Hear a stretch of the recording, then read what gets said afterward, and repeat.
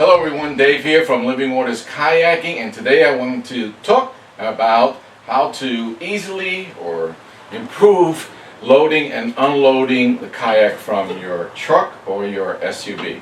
Today's kayaks are getting heavier. For most people, myself, we're bringing more and more stuff on to fish, and kayak manufacturers are just accommodating those requirements by building bigger kayaks to handle the capacity. And we're talking, some of these kayaks hold 400, 500, 600 pounds. Obviously they need to be built accordingly. So the challenge is to transport these kayaks. So what I've come up with a way to load and unload the kayak easier, for me anyway. Here's a couple of ideas. If you search YouTube, you'll see several. But this is what worked for me, and this is pretty inexpensive considering. So let's discuss the supplies that you're going to need.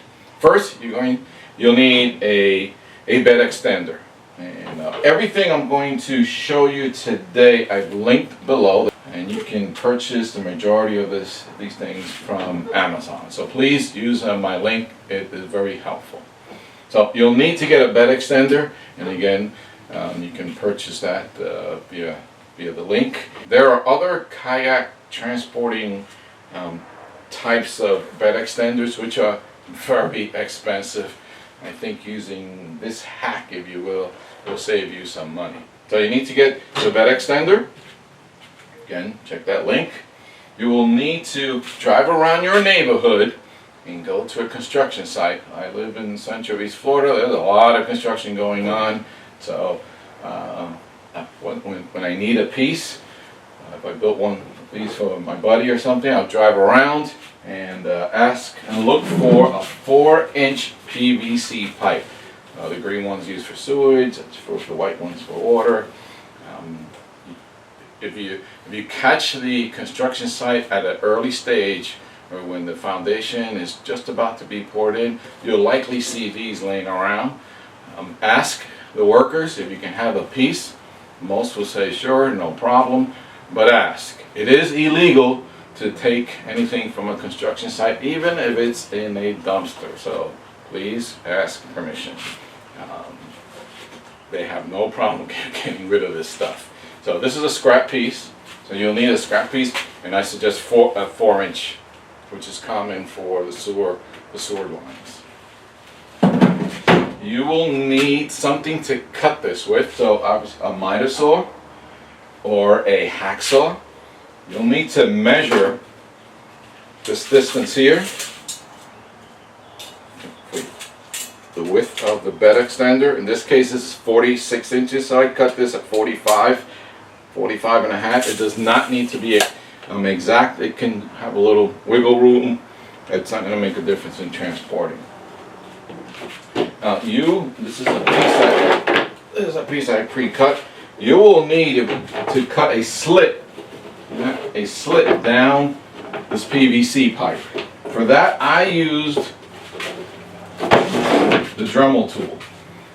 I recently purchased this the Easy Lock, which is really cool. For those of you who've had Dremels, they're a bit of a pain in the butt to attach the accessories, because the mandrel actually requires you to kind of secure it by tightening this small screw, which I always lost. This is pretty cool. So you pull the mandrel back, and it's designed for quick release of the attachment. Nothing get easier than that. That is good. I highly recommend you get one of these, and again, I link this in the comment section of the video. So I use the Dremel tool with the cutting accessory to cut the slit on my PVC. You could use a hacksaw on an angle. You can use some snips, so this will take you a long time. I would highly recommend using gloves.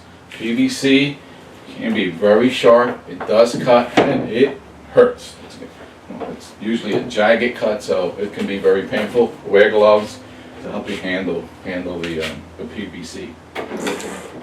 You're going to need some sort of measuring device, duct tape. I use high visibility duct tape. I'll show you why in a little bit. Doesn't have to be. I highly recommend it. And a piece of reflective tape. We'll go through that bit.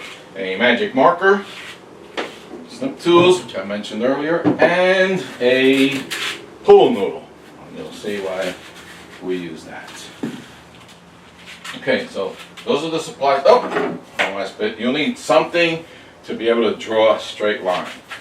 You'll need to draw a straight line down your PVC. It could be a T-square or just a ruler. It doesn't have to be exactly straight. Just make sure you cut from end to end. Once you cut your PVC down the middle here, you'll need to pull it apart and put it over the bed extender. Now, you may need to cut a notch here so it can fit over this piece of the bed extender. And this is what you'll do. This is why you need gloves. PVC, this PVC is sharp and it will cut your hands and very uncomfortable to work with. I'm going to lay that in there. If you like to put a piece of pool noodle in here to secure this a little better, by all means. I'm having a tough time finding the 3-inch pool noodle. You can easily find the small ones, but that's not going to help you much there. If you can find it, I would put a piece in here. So you see, I mentioned the reflective tape. Took a piece of tape and I put one here. I'm thinking of putting another piece here, so I have 3 of them. I will now secure this. Let me go my gloves. I will now secure this with some tape. Around. Doing a quick job here. Again, I want to be seen while I'm driving, so I try to use this high visibility stuff as much as possible. You can see this is a pretty simple build. A whole lot cheaper than some of the commercial bed extenders designed specifically for kayaks.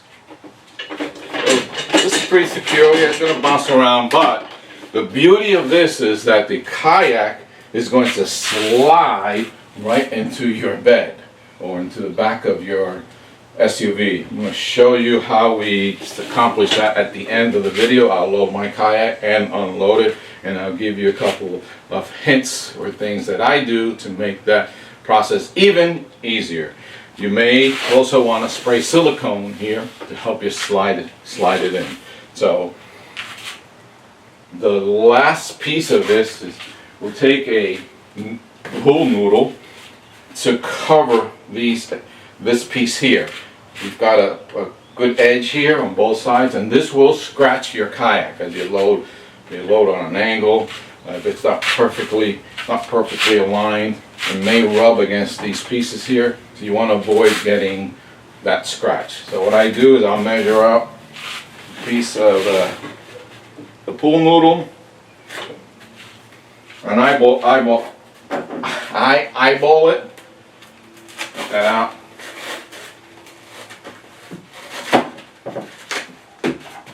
Okay, it's going to go over here. I need to cut a slit in it because the opening's not that.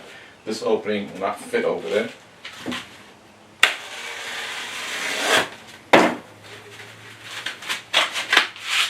Put that on. It goes right there. There. Then, once again, my high visibility duct tape, just to secure it in place.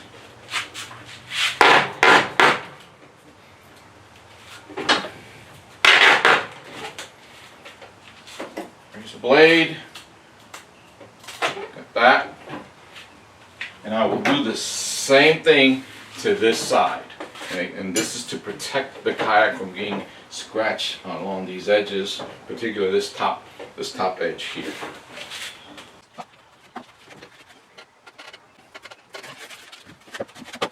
I try to use high visibility colors.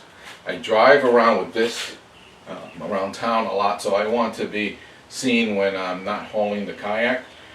When I'm hauling the kayak, there's a flag at the end of the kayak. However, on this, as I drive around, again, I want to be seen, so I use these high visibility colors. I guide folks, so normally I will have my trailer when I travel to and from launch sites, but many times if I'm by myself, I will be transporting my kayak on one of these. And back here.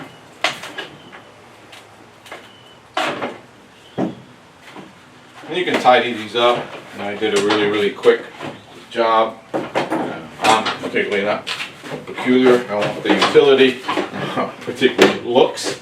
But there it is, folks.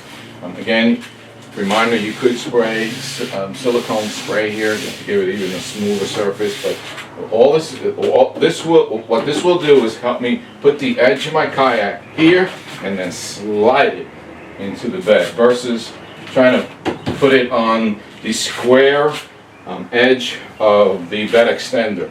What typically will happen is that you slide things up. If you've got any notches cut out in the bottom of your kayak, it's going to catch. Boom!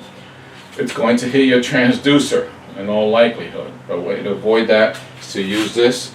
If the transducer is toward the front of the kayak, I make sure I'm right at it or above it, and she's going to slide right in there, no problems.